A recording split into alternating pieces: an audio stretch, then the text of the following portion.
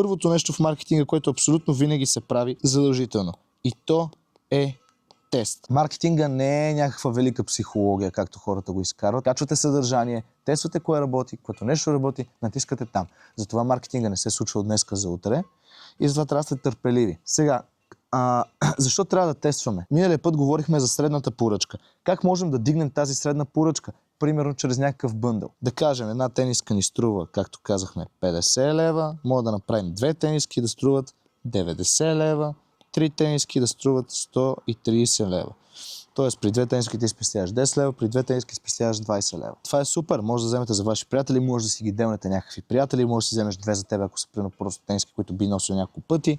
Няма никакъв проблем. Въпросът е колко тениски да сложим в бъндъл. Изхождаме от логиката, че хората ще си ги делкат между техни приятели. Добре, сега как да разберем дали да направим бъндъл с 2 тениски или с 4 тениски, който да струва примерно 170 лева. Защо да не направим с 5 тениски, които да струват 210 лева? Ще кажете, тук компанията става прекалено голяма. Аз пък на двама човека ще ви кажа, компанията е прекалено малка. Много е трудно да направите каквото идея, което да работи, когато не сте тествали. Точно за това вие трябва да имате адекватен трафик първо, адекватна аудитория, която да влиза и да тествате постоянно. И като имам преди да тествате супер бързо. Тоест пускате нещо за 2 дни, виждате какви са резултатите, след 2 дни го сменяте, тествате различно нещо.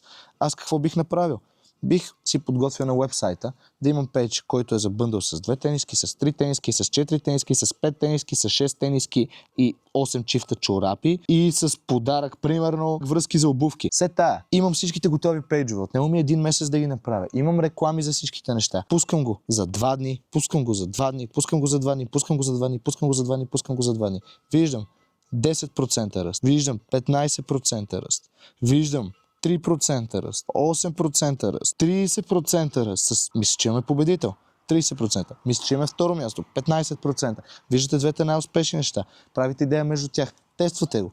Това е. Няма сложни анализи. Няма смисъл да четете психологични книги, за да кажете, че хората биха купували само за 3 техни приятели, защото ако купуват за 4 се чувстват преебани. Същото е с офертите. Да кажем, предлагате някакъв бонус. Купи си тениска и получаваш точно връзки за обувки. Защо връзки за обувки? Купи си тениска и получаваш 50% отстъпка от следващата ти поръчка.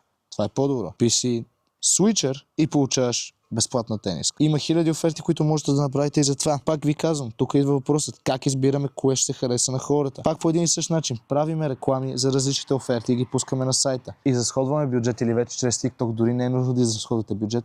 И виждате от кое видео има най-много продажби. Няма как да не тествате съдържание. Това го казваме на всичките ни клиенти. Трябва да тествате абсолютно различни структури на съдържанието, абсолютно различни хукове, абсолютно различни call to action, абсолютно различни оферти в тези видеа.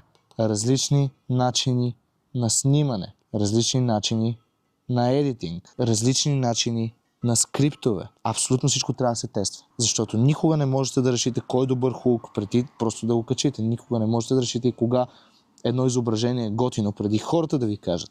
Идеята просто е, че вие не можете да сте толкова арогантни, че да смятате, че разбирате хората до такава степен, че да можете да предречете те какво биха направили. Абсолютно същото е probability-то да ударите от лотарията или от тотото най-вероятно. Следващото нещо, за което говорихме, е пруфа. Пак, пруф е най-подценяваното нещо и е супер праволинейно, защото хората си мислят, че слагаш едно 5-звездно ревю и хората ще купуват.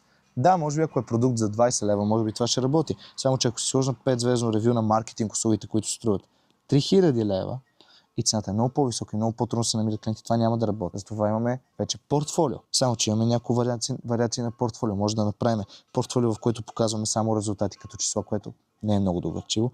Можем да покажем наши видеа, което вече е готино, защото хората виждат. Можем ние да създаваме видеа, в които проследяваме целият път на нашите клиенти и това вече ще е най-доброто портфолио, защото ще видят цялата история, ще видят целият процес и ще видят накрая, че клиентът е бил доволен. Стига да е бил доволен. Сега, при lifetime value, за което говорихме и наблегнах, че е супер важно, там няма как да не тествате. Никога не можете да разберете какво би се харесало на хората. Никога няма да имате ясната представа, защото те биха ви дали пари още един път. Ние като маркетолози можем да събираме пари, one-time fee да ти направим сайт. Можем one-time fee да ти направим и 40 видеа както правим. И след това можем периодично всеки месец ние да движим твоя Facebook. Само че въпросът е, ако нашият клиент не се занимава с Facebook и ще качва тези видеа в TikTok, Защо му предаваме Facebook изобщо? Защото в TikTok вече да ти движим TikTok означава просто да ти качваме видеята, което също една такса от 400 лева, доста хора не биха се занимавали с това, защото не е чак толкова сложно.